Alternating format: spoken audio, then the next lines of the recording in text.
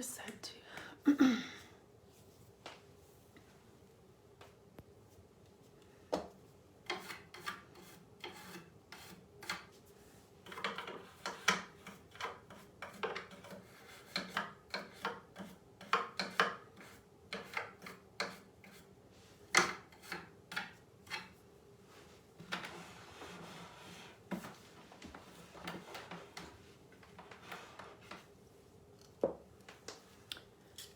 Okay, hello, good morning, good Friday morning. So I think I'm underestimating the back to school season, and so I haven't gotten back to this. We've just kind of been running around. We've had a lot going on this week, but now this morning I want to get the primer coat on and then hopefully get a coat of paint on it today. But then I was thinking maybe you want to see that live, so then I can, I don't know about 2 lives in one day, but so maybe I'll do that next week or even this weekend, depending on, the kids go back to school on Monday, so we're trying to get everything done. And so this is the table that I shared the other day. You can go back and find the previous live that I did. And I was going to show you, this is my latest find. But, so I scuff-sanded it. I shared that sander, the Serve Prep sander in that video and how it works in getting around the edges and around the curves where you don't want to be too rough. If you guys can see me and hear me, I always forget to do this until like I'm halfway in. Let me know. Let me know where you're coming in from. If you're watching it on replay, welcome. Just let me know you're here on replay, hashtag replay, or ask me questions here live or on replay, either way, whatever works. But so I was sharing how that sander, why I like that sander for this kind of project. And so after, if I were to do that with a regular sander, that sander comes with a hose. And so it sucks the debris up. So I can just use it in my house. I love that. But I mean, these are really not that dirty. You still want to take this is just a paper towel. That's what I grabbed. You can obviously use a lint-free cloth or a tap cloth. But I just used a damp paper towel just to wipe off any residue or sanding. You don't want any of that debris in your paint or your primer, depending on what stage of the game you're in. So you definitely want to make sure you wipe off everything after you sand it. With that being said, especially on a piece like this that's got a lot of details, sometimes I use toothbrushes, or if you just get an old toothbrush and get it damp and then just take it in between these, sometimes they're just hard to get in there, and then just go over those. Oops, you guys can't see what I was doing. So like in between this areas, sometimes you just can't get in there with a regular, just with your cloth or your damp cloth. So sometimes just a damp toothbrush will work, and then go over it with a dry paper towel or rag just to get the debris out of there. Because if you're sanding and a lot of that, if there is any debris, it does like to land and stay in any kind of details like this. Same with kind of like this detail here. And so you would definitely get a lot of that debris inside your paint or your primer, and you don't want that. So toothbrush, of all things, is a good little, it's not, get the soft ones. Just go to like the Dollar Tree or something and get the soft ones so they're not too, hard on your pieces. Oh, no, that's just sanded. Okay, so for the primer, I am going to use primer on this. I was deciding on that the other day, but I am going to use a color blocking primer. So this is a clear primer from Wise Owl. I did leave the link in the description above, so when this live's over, you should be able to see it. Or you can click on the description while it's live, I think. Somebody told me that they could do that. So, but anyway, so always shake whatever can you're opening, and you can stir it as well, but these little cans, I just like to shake them. Open them with a can opener, not scissors. Usually it's a butter knife or a screwdriver for me. So I said it's clear, but this primer, it's kind of milky at first, like this, which I love, because then I can see where I've been. So It's the worst. It's kind of like, I can't remember if I said it here or on Instagram when I was doing this, but like when you're painting ceilings in our flip houses or, you know, here in our house now that they have the ceiling paint that goes on purple or pink and then dries clear, it's a game changer. It is, especially ceilings. If you're painting over a white ceiling, you know, and you're painting white, it's hard to see where you've been, but that pink really tells you, you can see exactly where you've been. Same thing with this kind of primer. So I can see, if you guys can see there, it's kind of goes on white. So you know what's been touched or brushed on. And then there's no guessing. I always say, so after you shake a can, if you are shaking a can, I always say there's so much product. So if this is paint, primer, top coat, trying to think of what else. You know, if it was a stain or something that you know, kind of shook the can, there's so much product inside, on top of this lid, under the lid, that I'm not kidding, especially with paint. If I had like a small wood project or a little box or just something smaller, I have been able to do the whole thing just with the paint here. So make sure you use this, and then it helps keep your lids and stuff clean when you are closing them, because nobody likes that nightmare when, has anybody else been there? When you try to open a can of paint and you can't because you did not clean off the edges and the lid, and it's not fun. So you could definitely, sometimes I'm trying to think at this stage in the game, some of the questions that I usually get, you could definitely roll this on if you like a roller. I love, if I'm going to use a roller, I will just use like the 4-inch rollers. For this, like a primer coat, I would like to use kind of like the foam rollers. So we always have those on hand. And then with paint, you can definitely, I get people that'll say, do you roll? I love a paintbrush in my hand because I feel like I have more control. It's just, it's like when we're painting walls in a flip house or our own house, Matt rolls. He doesn't like to, you know, trim at all. Somebody was just trying to call me. I guess I don't have my ringer on, so it sounded like an alarm was going off. I don't know if you guys could hear that. But then for like paint, if I was going to roll, I kind of like to use kind of a nappier, small roller. I just think it looks a little bit better, or goes on a little bit better. So if you wanted to use a roller, but 9 times out of 10, I am grabbing a paintbrush. It's easier. I'm not dumping. I do feel like I'm not dumping a bunch of paint in like the rolling pan. I don't have to get the roller together. I just always have paintbrushes, you know, ready to go. I do think that when you roll paint or primer or top coat, you do use a lot more product because the roller soaks up so much more, if that makes sense. So just trying to give you all the pros and cons. So I do feel like you use a lot more product when you are rolling. So when you are putting on paint, primer, top coat, and you've got these curvy, I was down here in my office and I didn't have my round brush. So I'm just using this 2-inch angled brush, which you can use for anything, but the round brush is really good too from Zebra Paint. So you don't want to do this. So you don't want to paint it all like that and just, go around in circles, because you're not going to get up in the crevices and stuff. So you definitely want to, you know, kind of go back and forth and get around the curves that way, because if you just, and this is just like for the, like I said, kind of like these curves. If you're just doing it like this, you literally can kind of see, I'm just touching whatever is bumped out here. So it's this, this, this, and this. I'm not getting inside here at all. Okay.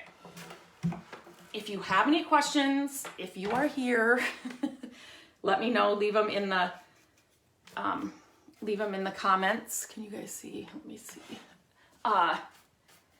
So I shared, my latest project was that, it was a green little chest of drawers, so small. I love those pieces that have a lot of storage, but they're not going to take up a ton of room in a space. And I got it done. I shared that on Instagram, and I did share it on here as well. So again, you can look at the past videos. And it sold last night. I had it, I listed it yesterday or the night before, kind of late. So I shouldn't have done that, and it sold yesterday. So when I got it up and I was taking photos of it in our living room, I really kind of I liked it, but the piece that we have there normally it won out. It's been here really long. Usually for me, if I get projects done, not usually, I shouldn't say usually. It depends. It depends on the piece. But if it turns out really good and it fits a space that we can have in our home, then another piece will go. Meaning I'm changing things out all the time in our home.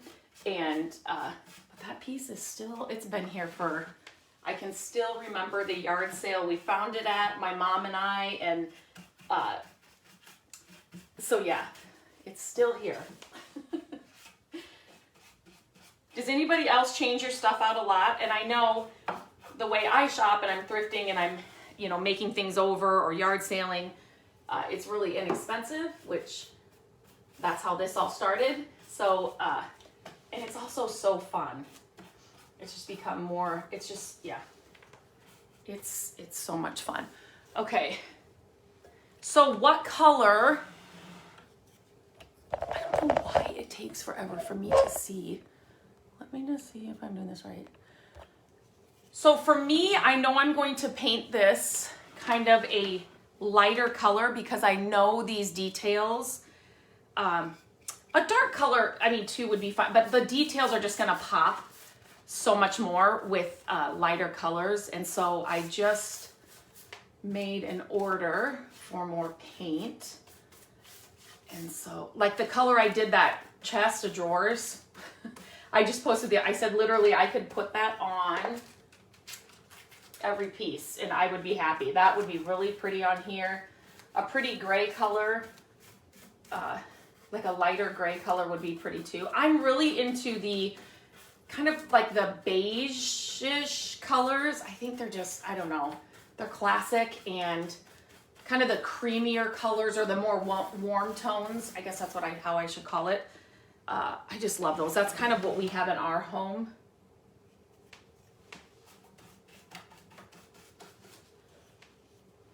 This is drying faster than it normally does, so I'm looking to see where. So, when I get off of here too, I can leave a link for an almond color. Maybe it just takes a minute, and once somebody makes a comment, then I can see it or something. I don't know. Almond color, yes, very pretty. I love those colors. I was just saying I can leave a link for the furniture flipping course I've talked about it here, but I forgot to leave a link up there that we are launching in September 8th. And for anybody that gets on the wait list, if you saw my stories, I was talking about this yesterday. I post stories on Instagram and I push them over to Facebook, so I'm not sure how long that takes. So I never know so I never know how long it takes. But anyway, if you get on the wait list, on that list, you will get $10 off the launch or off the course when we launch it. And like I said yesterday, I'm trying to make this doable. I thought one of the kids was just yelling for me, for everybody. So we're adding bonuses, and we're packing it full of all the information you need, and handing out or giving, like the coupon codes and the early bonuses and stuff. So like I said, I want to help as many people as we can and make it doable and affordable for as many people as we can. So definitely get on that wait list. Like I said, I will, here, let me turn this around. I will put that link in the description when I get off here. I knew there was something I was forgetting. A question I get often is, do you paint the backs of pieces? Nope, not all the time. Now this is, this is like a small table that can be kind of moved around, and it doesn't really, I mean, obviously there's a front with those details, but it's kind of, what I want to say, finished on the back here. So definitely we'll be painting that. I will show you on this other piece I just found. Let me just get this side done. Can I do this side? I cannot believe how fast this is. I'm drawing. It's not going to hurt if you put on 2 coats of primer or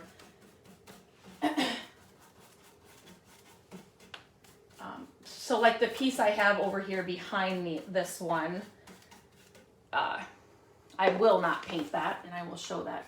So like most dressers, I shouldn't say all dressers, I'm never painting the back. If I have like a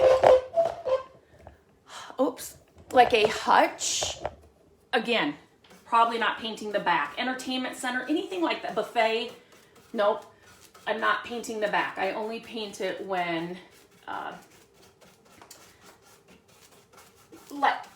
it could be moved around or like it's just kind of finished. I don't know if that makes sense, but it's kind of finished like this. This little table. This could be used as a bench if somebody, it's just, no, it couldn't. It's too tall. You'd have to probably remove the bottom legs, the bottom pieces of the legs. Okay, that's primed. Literally, since I've been here, it doesn't take long. These projects don't take long. Sorry, I just don't want to spill this all over my floor. They don't take long to do, and it doesn't, flipping furniture, you get to work in your own time. You get to be creative. Okay, I should have put this on so like this piece, I was so excited to find this. Again, this is the back. So it was a piece off of something. I don't know if it was a desk or a vanity. Look at the sides. It's an old piece. And look at all this. So there are 2 little drawers and then a little door. I don't think I have to open it, but so I definitely I will not paint the back of that. I will paint everything else. It's the perfect little size for an end table though. And the drawers, they kind of smell musty. And so I will be using the salve that I've shared before inside the drawers. And I have a blog post about how to get rid of, kind of musty smells and inside pieces of furniture. This one is not bad at all. Like we have rescued some pieces and it was really bad. This one is not bad at all, but the salve inside the drawers is supposed to work really well for that kind of stuff. So I will definitely be doing that. Yeah, I just love little projects like this.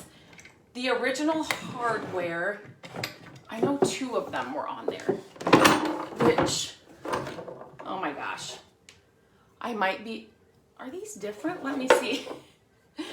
They're different. Oh no. Are you kidding? I'm missing one. Look at how cool these are though. Brass. And so then this one's for the door, but I'm out 1. These are so pretty. So that's fine. So this is actually a good example of what I talk about all the time. I can still use this one for the door if I want to. But I only have 3 of these. So I will definitely keep these. I really love them and I would use them on a piece for sure. But I know I'm not going to have this exact match out in our stash, but I will put these in our stash. And then when I only need 2, we have done it where we have found the exact match, or we had the match and only had a couple, but don't get rid of these. If you can't use them on the piece you rescue, you know, like on this one, just save them. Just save them, because you're gonna accumulate a stash of hardware that you won't have to, and it's the original hardware, you know. And these go on the backs too of the hardware. Just don't get rid of them, because you can reuse them, and then you're not having to scramble and put new hardware on a piece that may be older, and it just wouldn't look right with newer hardware. Yesterday when I was at the thrift store, I shared some of my shopping trip in stories, so you can check that out. There was a lady, I was looking at a dresser and it was just too short. And she said, she stopped me. She said, if you're ever looking for hardware, oh, now I'm going to forget what she said. I wish it was on, I was on live. I could go back and watch it. She said, so-and-so's shop. Oh my gosh. It was a name. Anyway, so she said that he has tons of hardware, and I always look at Restore, but I didn't know, like, it was something like Steve's shop or something, something like that, a name. And so I said, I had no idea that was here. You always meet fun people at the thrift stores. But I always check Restore. I always check Restore for hardware. So, okay. If you do not have any questions, I will pop off here. So I will let this fully dry. I will not put another coat of primer on. When it is fully dry, I will just start putting paint on. Like I said, I would like to get it kind of going today. So I could hop on later as I put on paint maybe, and we'll see. I can go live if it's helpful. Just let me know. I will add the link to our wait list for the course. If you have thought about flipping furniture, if you are already doing it and just kind of want to grow, you want to go to the next level, I want to help you. I've been doing this for over 20 years. It's grown this business that I have. It's amazing. I mean, if you want an extra $500 a month, $1,000 a month, if you just want a side hustle, you just want a creative outlet. I mean, so doable. Our son, who was 17, flipped his first piece this summer. He wanted extra money. And so he flipped his first dresser this summer, and I kind of walked him through that. So anybody can do this, retired kids, college kids. So please share this video, share the link with somebody that you think could do this. I started before we had kids, but as a stay-at-home mom who just wants a creative outlet and just wants to do, maybe you just want to earn some money for more vacations, or you want to pay for tuition, or whatever it is, you want to pay for soccer practice. It's so doable. It's not as hard as you think it is at all. And I'm cutting out all of the years that it took me to learn and grow the things that I've done. I've taken that all out in this course. I just want to make it easy, straight, just give you what you should be doing.